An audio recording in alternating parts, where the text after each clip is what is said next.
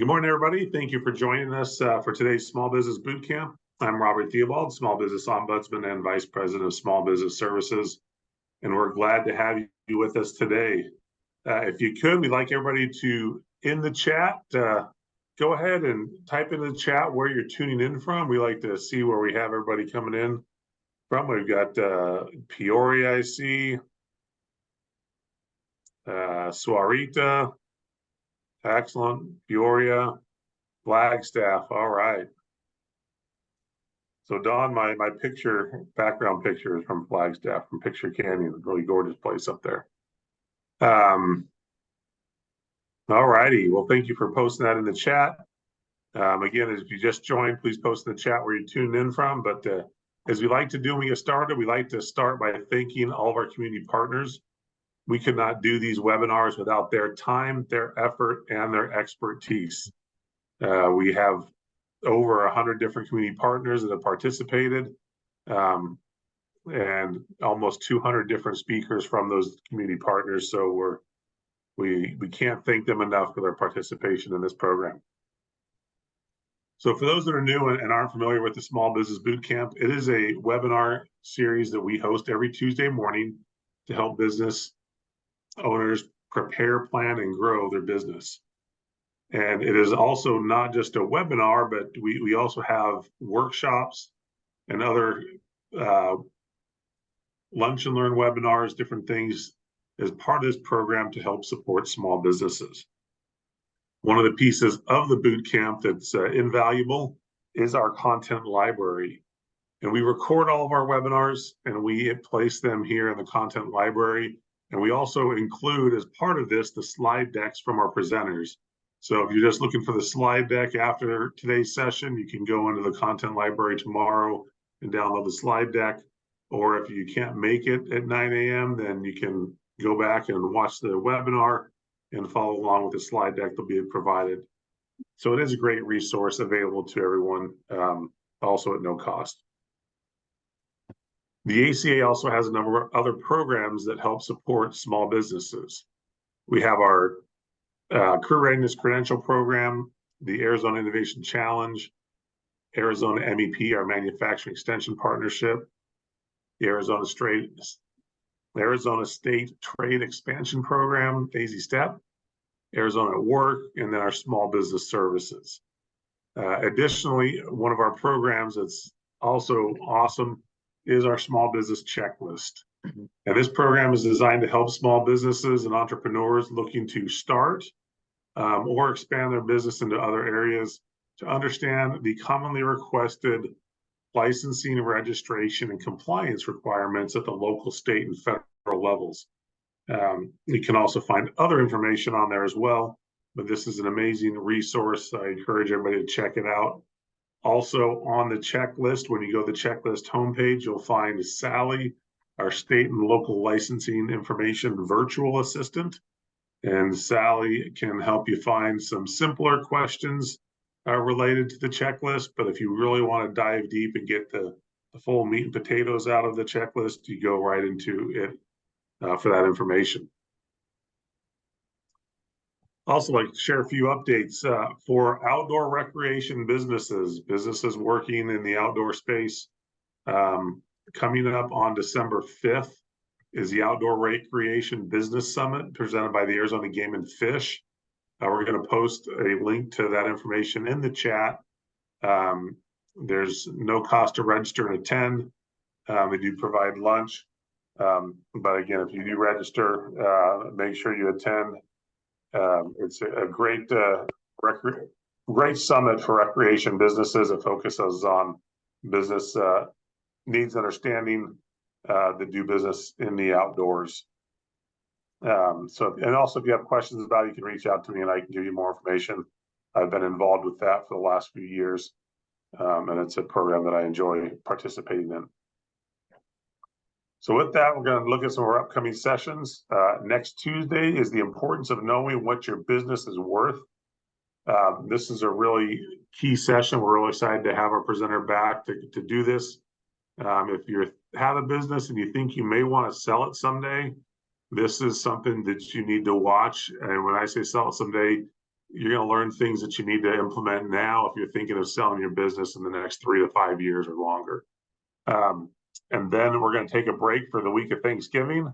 And then after Thanksgiving, we're going to have our next session on November 28th, Reasons Businesses Fail, how to set up your small business for success. So we're real excited about that. And then the following session after that on December 5th will actually be, I'll be hosting it from that Recreation Summit. Will be a webinar, but we're going to host it from there and try to mix it up a little bit. So it'll be a lot of fun. So that's what we have coming up, but everyone's here for today's session. So we're going to jump into that today. Got a great session with our friends at the SBA, the Small Business Administration's Phoenix and Tucson offices. We have Brian Quijada and Stephen Hart. So we are excited to have them with us today. So with that, I'm going to stop sharing my screen and turn the time over to them.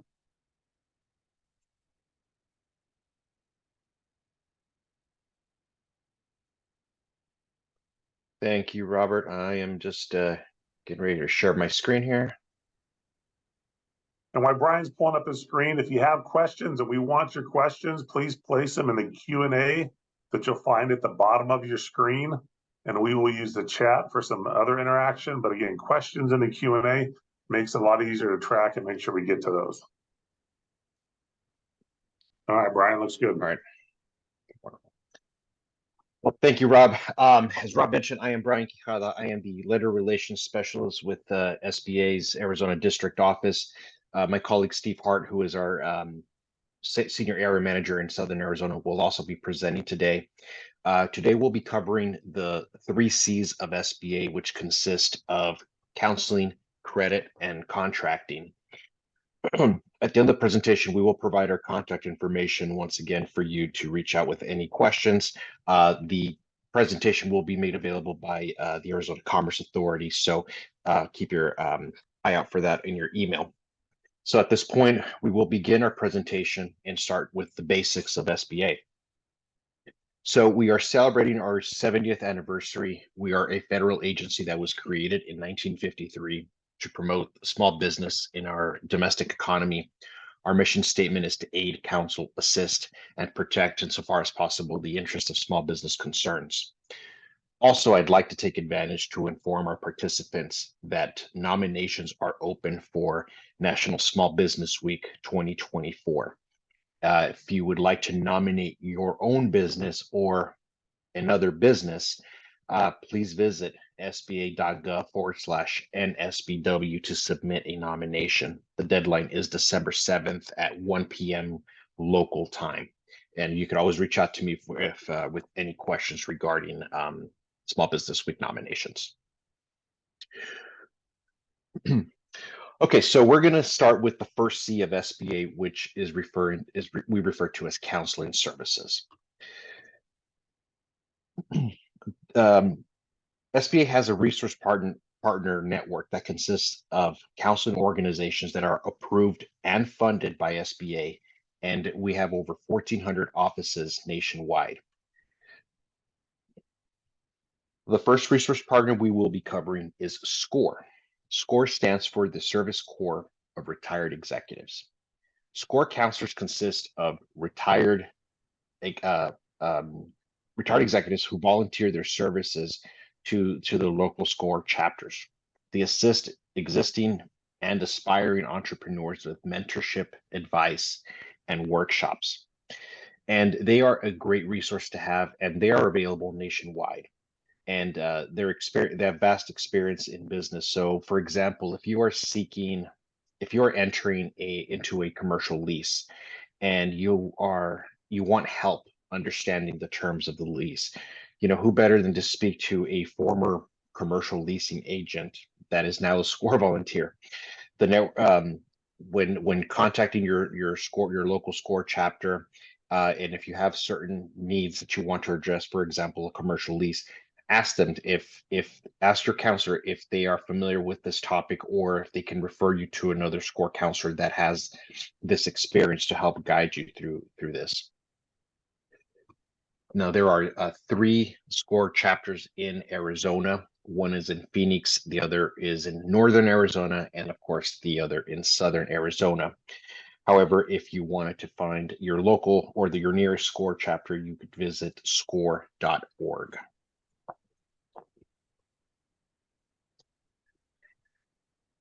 The next resource partner is the Small Business Development Center. Their services are available to both new and existing businesses. They offer free business consulting and low-cost training on various topics.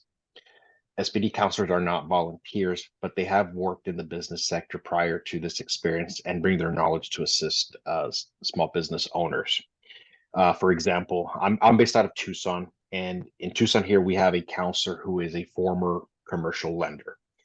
And she knows most of the local lenders, their criteria, their requirements, and can be instrumental in helping you prepare to meet with your lender.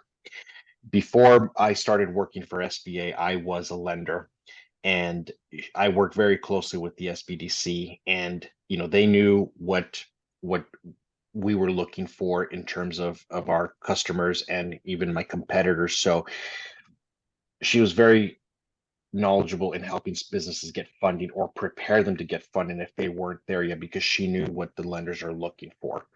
So again, these are great resources to have, and since COVID, these centers are available virtually too. So even if you are in a rural part of Arizona or the state, you can access any of these counselors virtually. With regards to SBDC, there are 25 locations in Arizona. So to find the nearest one, please visit azsbdc.net.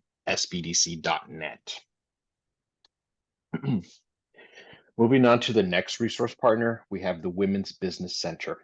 They offer new and existing female small business owners training, counseling, and business advice to level the playing field against unique challenges and obstacles. There are 2 women's business centers in Arizona, one in Phoenix and one in Tucson. And of course, you can find your nearest location by visiting awbc.org. And finally, we are going to cover the Veterans Business Outreach Center, or otherwise known as VBOC.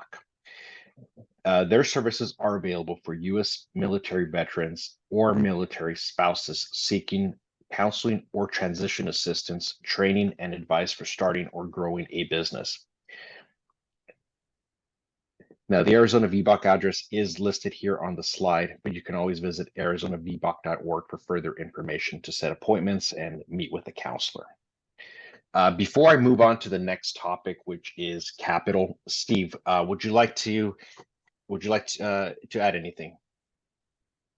No, just remember, these are all free services, and you can shop among them. There's no reason that you find someone at one place that you're not simpatico with that you can't go to another. And the VBOCs, the SBDCs are both professional, meaning they're full-time, where SCORE is volunteer. The great thing about SCORE, though, to remember is that you get a huge field of experience. Some have been in business, others have been in industry. So if you're looking for a finance expert, who better to go to than a former finance officer at a Fortune 500 company? Indeed. Thank you, Steve. And to piggyback on Steve's comment there, we've worked with business owners who have had counselors at various organizations, helping them through their journey. So you can always work with more than one. Thank you, Steve. So now we are moving on to the next C, which is capital. SBA's capital access programs are available through SBA-backed loans. Now, please note, SBA is not a direct lender. Rather, we design loan programs and offer a guarantee that functions as an insurance policy to the lenders. Now, the guarantee incentivizes our approved lenders to offer loans to businesses they would otherwise not consider. The SBA guarantee allows lenders to offer you better credit terms, such as a fully amortized loan, which means no balloon payment. Also lower down payments, which is typically as low as 10%, whereas under a traditional setting, it could be 30, 40, 50%. Interest rates are capped by law, and most commercial loan fees are prohibited. An SBA loan can help you start, grow, or acquire a small business. You can access lines of credit for short-term financing. You can purchase commercial real estate, and you can also use it to renovate or expand your real estate. You can purchase equipment or inventory, and you can even utilize it for exporting, which we will speak about momentarily. Now, a few things to know when you're looking to borrow money. Number one, there is no such thing as 100% SBA startup. The minimum equity injection requirement from small businesses is 10%, but that can vary based on your credit profile, but it is a minimum of 10% required. There are no SBA grants to help you start a for-profit business. Grants may be offered through local government offices or nonprofit organizations, but nothing through SBA. And it's not always necessarily a grant, but it's some form of assistance, maybe tax breaks or something like that. But always check with your local government offices or nonprofits to see what type of assistance is available. Your credit history is very important, and a lender will likely require a personal guarantee from you, a spouse, and may even require a secure personal guarantee. Now, to determine your credit worthiness, lenders utilize what's known as the 5 C's of credit. We'll discuss them in further detail momentarily, but it's important for you to know what they are and how they're measured. You know, as we mentioned previously, the resource partners we discussed can work with you to determine and prepare you to meet with a lender.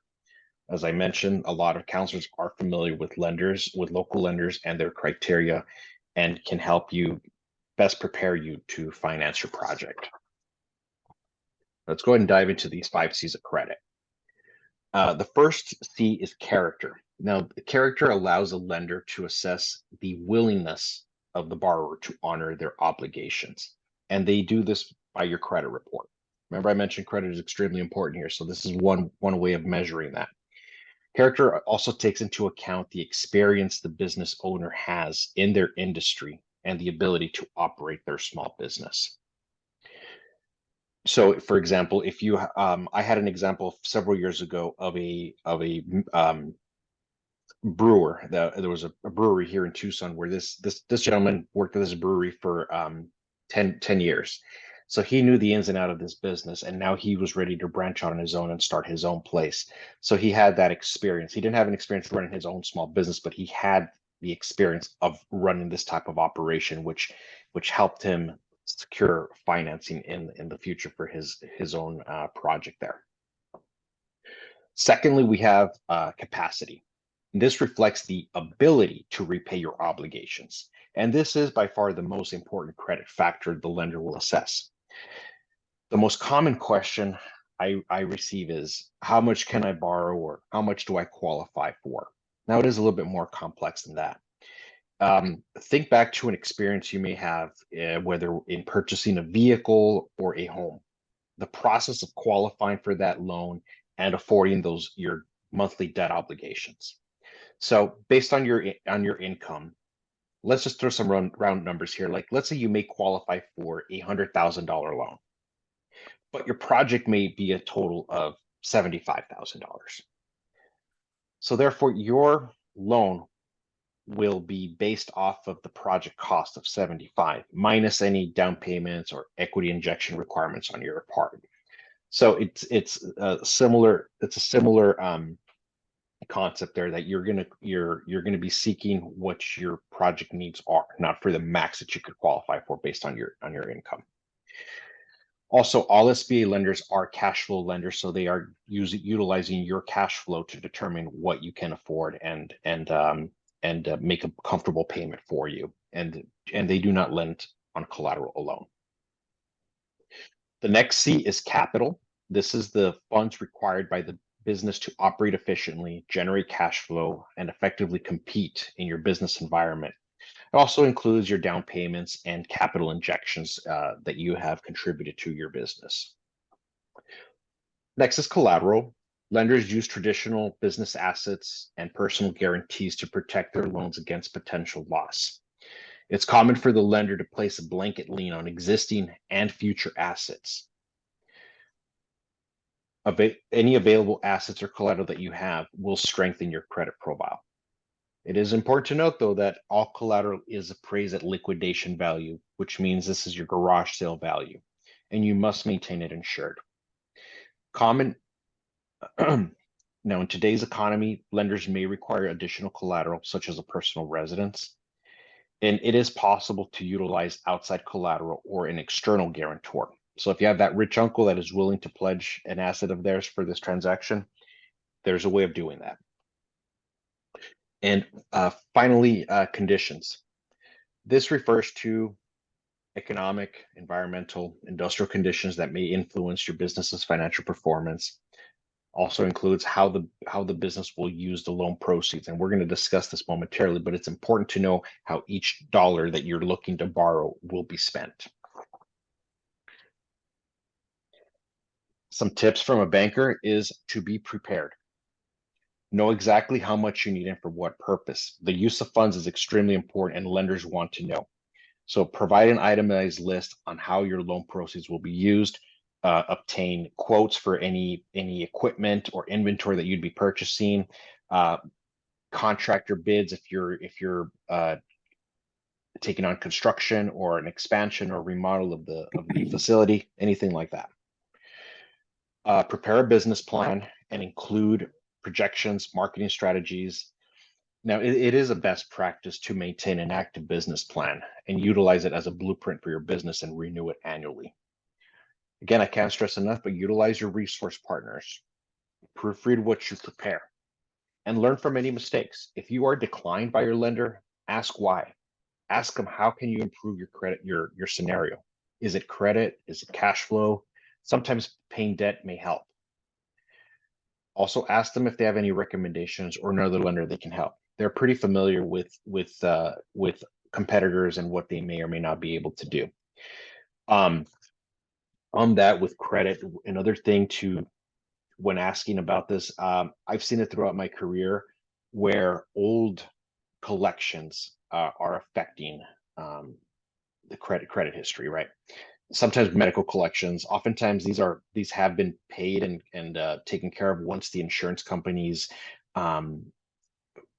finalize their processes, but the collection agencies are not very quick to remove them. So sometimes these items can be affecting your credit and they could be easily fixed. So just, again, have those candid conversations with your lenders. Don't be afraid to ask them why you're declined and how you can improve your scenario.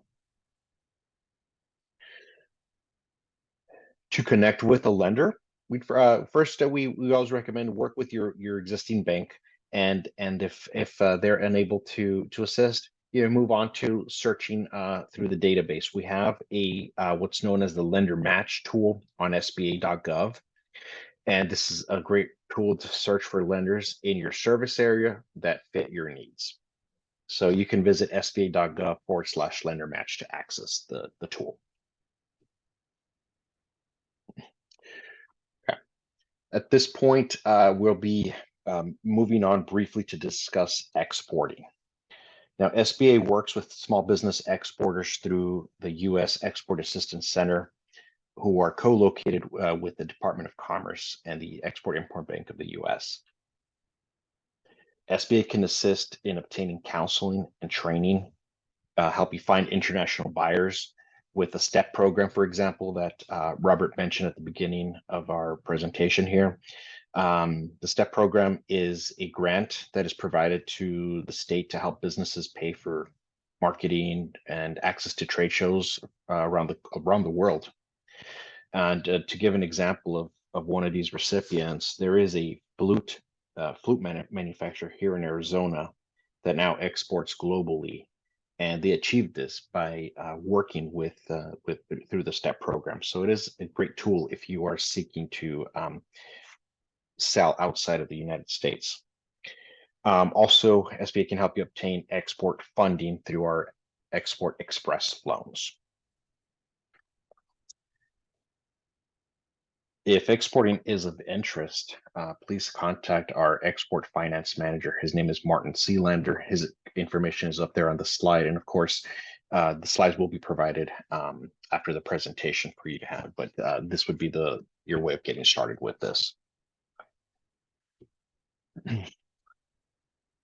Now we're moving on to disaster assistance. And statistics show that about 25% of businesses are unable to open after a major disaster. We can help protect you with through our assistance programs. SBA's Office of Disaster Assistance provides loans to small businesses, homeowners, and renters in federally declared disaster areas to help in recovery efforts. Please note that this is the only instance where SBA provides direct loans. These loans may cover real estate, personal property, economic injury, equipment, inventory, and active duty military. These are very common in areas suffering through periods of drought, but also very commonly seen when in those areas that are affected by natural disasters. Most recently, during the COVID-19 pandemic, a national disaster was declared due to the pandemic, and the EIDL program, Economic Injury Disaster Loan, was administered by SBA, their Office of Disaster Assistance, and we dispersed nearly $800 billion to support relief efforts. So if you wanted more information, or especially here in Arizona, especially some of the rural communities, they are affected by droughts or floods and what have you, you can always check SBA.gov to verify if you are in a declared disaster area and seek assistance if need be. This wraps up the capital portion of things. But before we move forward, I'd like to open it up to Steve. Steve, is there anything you would like to add on capital? Well, imagine yourself being a lender, and you are looking at yourself as a borrower. Are you going to lend to yourself? That's one thing to ask, because you're asking a lender to invest in you, and essentially you want to make sure that you're a worthy investor. You want to make sure you've had experience. They're going to look at that. And I'm not talking about a barista who wants to start their own coffee shop. Well, barista is somebody who makes coffee but has never paid bills, never had unemployment insurance, never put together health care, or done the ordering of the beans, that type of thing. So if you're a lender, you're looking for somebody that's got a complete package. You don't want to go in there, put your feet up on their desk and say, how much money can I get? You want to go in there with an application that answers all the questions of a lender before they're asked. You want to, if you want a $900,550.32 loan, you let them know that, and you let them know how you're going to use that, how that money is going to bring in business and increase revenues, and most importantly, how it's going to help pay them back, because that's what it's all about. Indeed. Thank you, Steve. Well, at this point, I will turn it over to my colleague, Steve, who will cover federal contracting. Steve, take it away. Okay, federal contracting. Everybody wants to think it's the get-rich-quick way of doing business with the government, which is not the case. I always say that it's a very complex way of doing business, because there's a lot of rules and regulations that are involved. And it takes a commitment to learn those. If you are committed and you do learn those, though, you can make lots of money, especially if you perform and get a reputation for performing. a contracting officer at lunch with his buddies or her buddies at Davis Monthan are going to talk about those contractors that do perform, and more importantly, those that don't. If you don't perform, you're out of business with the government.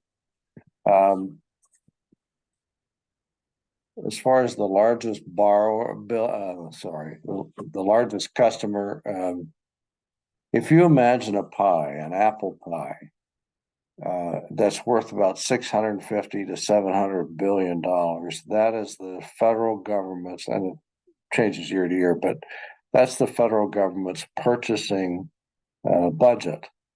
And within that budget, 23% or almost 1/4 of that pie is set aside. Those monies are set aside specifically to be spent with small businesses. So that's a pretty big chunk of change. Within that pie, there are a series of certified small businesses, and I'm not sure if it's on the next. Well, let's see. I'll just go on. So within that, here we go. There are subsets, and each subset gets its own piece of that pie. The 8A development program is a minority program. It's for socially disadvantaged small businesses. It is a program that allows small businesses to compete only with other 8A programs. If I'm that person at Davis Monthan, I'm pretty much told what my goals are vis-a-vis hiring businesses within each of these 4 categories that you see. So I go out looking for 8A businesses, but I only solicit 8A businesses. And so as an 8A business, as an individual myself, I'm only going to compete against other 8A businesses, not the entire world of small businesses. This is true in each of these categories. Historically underutilized business zones. Now, the 8A program, I should say, is a program that is very detailed, has a lot of requirements, and can take quite a while to go through the approval process. You need to be in business for 2 years before you start. But I would recommend starting 6 months before those 2 years end, because the program can take that long through the application and approval process. You have to be an ongoing concern. You have to meet certain wealth requirements, personal equity requirements, those type of things.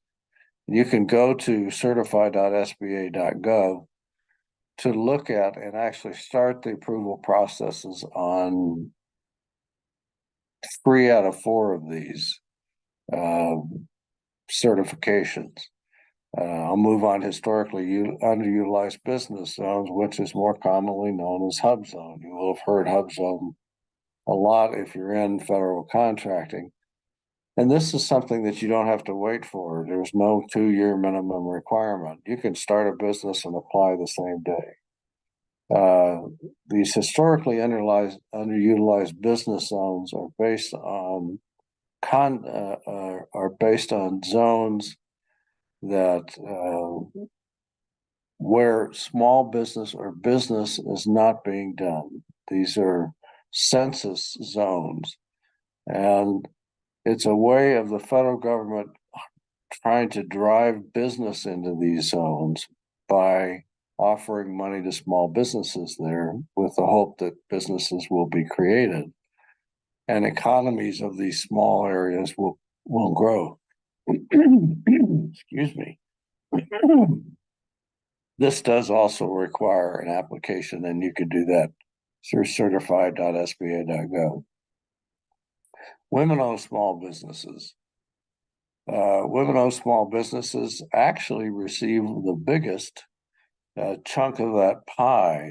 5% in total of the small business set-asides of the entire government spending are set aside for small women-owned small businesses.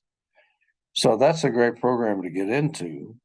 It's a great program to be certified in, and there are individual agencies that will help you do this, as well as doing it on the SBA website. A lot of folks use it even if they're not going into the contracting world, because it is part of a marketing.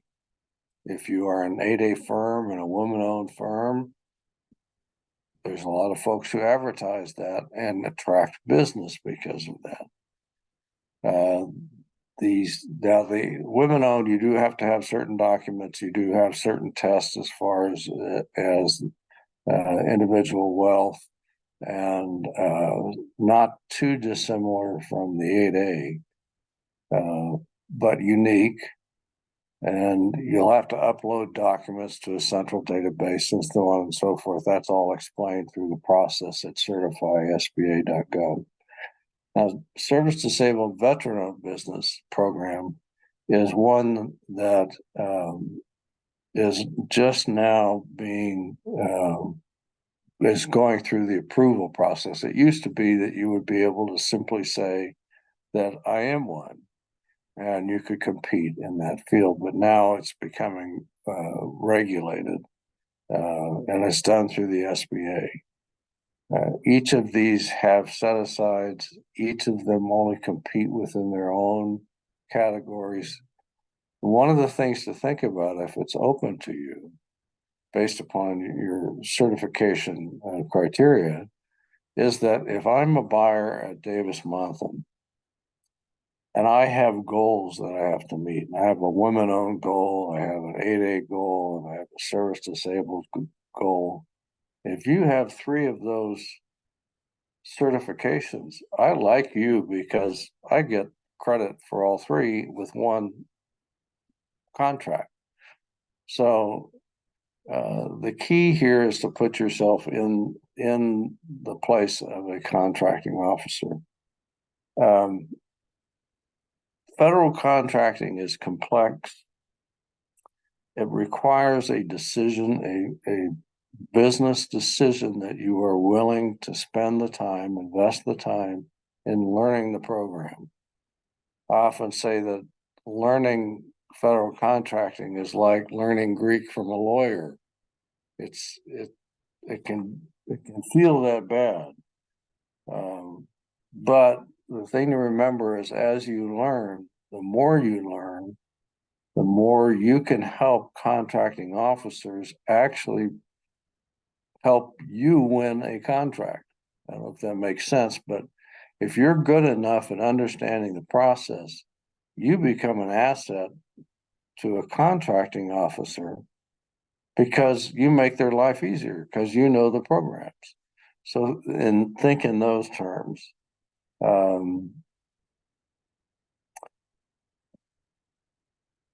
It's a business decision. You have to make a commitment with your time to set aside time to go through learning these programs. There are assistance organizations that can help, and we'll mention one in a minute called the PTAC. The other thing is to consider is, can you afford to get into government contracting? It can be expensive to go through the process of getting a contract. Solicitations, that type of thing, cost money. And once you get a contract, you can celebrate, hey, I got a contract. And then a lot of people say, oh, what do I do now? Well, that's not a situation you want to be in. You want to know what you're going to do if you get the contract.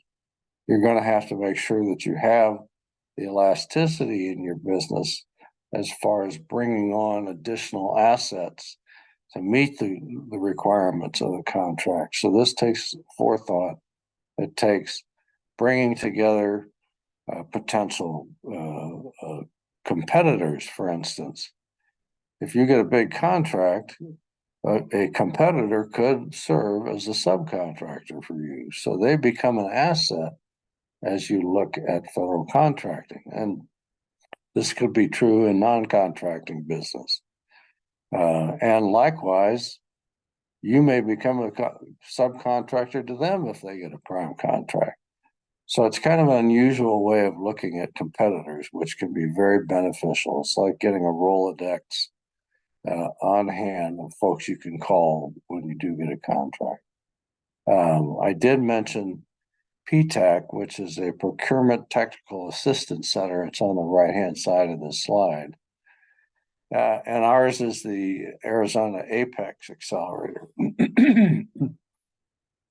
Now, the great thing about PTACs are they can do things that we can't do at the SBA.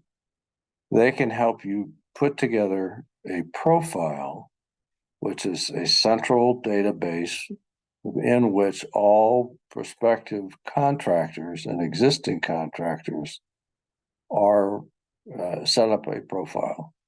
That profile then helps the user search through existing solicitations. And you can set up this database where it will actually deliver to you opportunities based upon your individual industry codes. So it kind of does the shopping for you. There's a lot more to it. You go to sam.gov, pretty easy, Uncle Sam, but sam.gov, and you can start the process of setting up a registry there. I'm just looking at my notes here. I would like to say, let's see, we have at our office in Phoenix, it's online every first Wednesday of the month. There is it's about a 2-hour clinic on federal contracting. I would recommend anybody who is either in contracting or thinking about getting into contracting to attend these, and more than one, because the content does vary.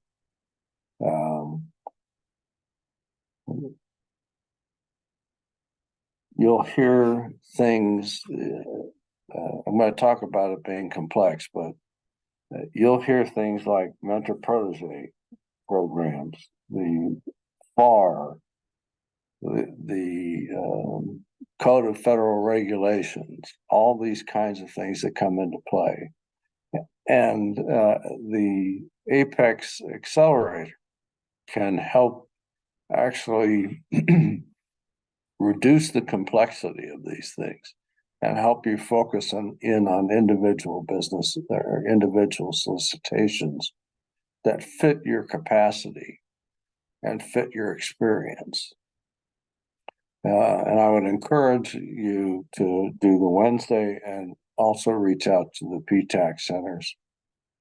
And you can call Brian or I, but we will deal in a more general way as I have now. Any other slides there, Brian? Hey, Steve. No, this is the last slide for Okay. on contracting. I've been rambling, and perhaps there's some questions that we can answer as well. All right, if you have any questions, please post them up in the Q&A. We got a little bit of time here with Brian and Stephen that they can answer some of those SBA questions that you might have. So again, post them up. So Brian and Stephen, what would you recommend for anybody that wants to do, who should they contact if they want to do the counseling or not counseling, I'm sorry, the government contracting piece? Should they reach out to the SBDC first or Apex first, or what would be their first step on that? I would say either one. First, I think it's important to actually do the first Wednesday of the month webinar that the SBA does. But SBDCs typically have folks who have some contracting experience. Excuse me. Let me get a glass of water. And but the PTAC is the one that can get into the weeds with you. They can actually walk you through the process. We don't have a congressional mandate to do that, and they can. They can keep the conversation private, where SBA is required to do everything with transparency. And as a business person, you probably want to keep your business private. Okay. Excellent. And just a reminder to everybody, PTAC and Apex Accelerator are the same thing. It was formerly known as a Procurement Technical Assistance Center, and they recently rebranded to the Apex Accelerator, but they are the organization to help with no-cost counseling related to doing business with government contracts. Now, we do have a question there. Says, from Lydia, very interested in the export financing. Would like a little bit more information on this topic. So can you expand on that a little bit, Brian or Stephen? Sure. So in general, they're part of the. Let me just rephrase that. SBA has two primary loan programs known as the 7A and the 504. The 7A is by far the most common popular program, and the export lending is in fact part of under that umbrella, and it's just a special terms and so forth that are specifically for exporting. So whether it's a line of credit for to carry you over during your exports and while you're waiting to collect on your receipts, and also loans to get you jump started and so forth with your operation is specifically geared toward your exporting. But again, it's nothing too different from your traditional SBA loan. It's just for the purpose of your exporting projects. Excellent. And if you're a business looking to export, and it's you're not exporting right now, but it's something you're looking to do, and you're an Arizona company, you can look at the AZ STEP program I mentioned earlier at the start. It is a program designed to help Arizona businesses export their goods and services. It's an excellent program run by the Arizona Commerce Authority through, I believe, some SBA funding. All right, this says, we have another question. Do you know what the approximate APR percent is for a line of credit? Now, that would be determined by the lender. Several factors go into place on that based on your credit profile. Now, as I mentioned, we do have caps in place. So essentially, it's the prime rate plus 2 to 3% cap. So I think prime is at 8.25 right now. So at between 10 and 11.25 would be the interest rate going on right now, but those would be negotiated with the lender. We don't set the rate, we just set the caps that the lender can charge. And I just want to add that money is very expensive right now, as Brian said, 10 to 11.5%. And I would encourage folks who are looking for money to look within their business first before going out and trying to raise funds with a bank. Not that that's a bad idea and that it wouldn't work for most people, but if you are collecting over a 90-day period, if you're collecting from your customers and you give them 90 days to pay, well, you're floating a loan to them for 90 days. If you dial that back to 30 days, you get 60 days worth of cash back in your business. So there are alternative ways perhaps to find the money within your business before you go look at them.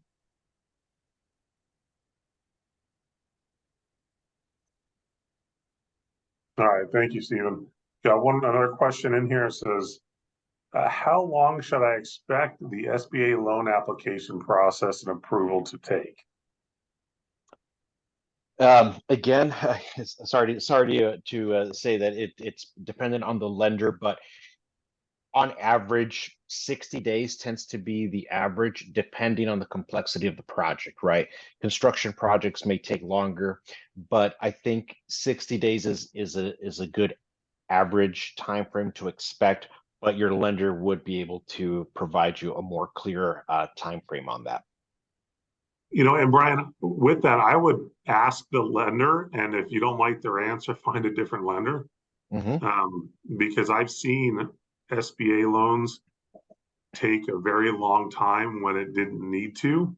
On the flip side, if you don't have all your stuff together, that can delay the application process significantly as well. And if the lender is having to go back and forth with you, and then with the SBA, and it's a back and forth through all different parties, it can really stretch it out unnecessarily. So that's where some of those no-cost programs that they mentioned earlier on, the SCORE, SBDC, Women's Business Center, and others can help make sure that your loan packet is prepared effectively before you take it into the lender. Yes, most definitely. The lender will typically provide you a checklist, and it's important to put everything together in that checklist. Your resource partners will be instrumental in helping you put your package together.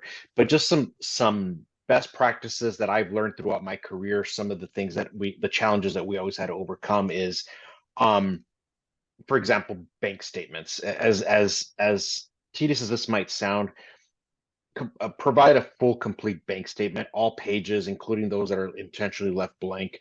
Because let me tell you, if you provide 4 pages out of a statement that says that has 5 total pages, that will delay your transaction. They will not move forward until they receive every single page, and those little things can delay your loan, your process.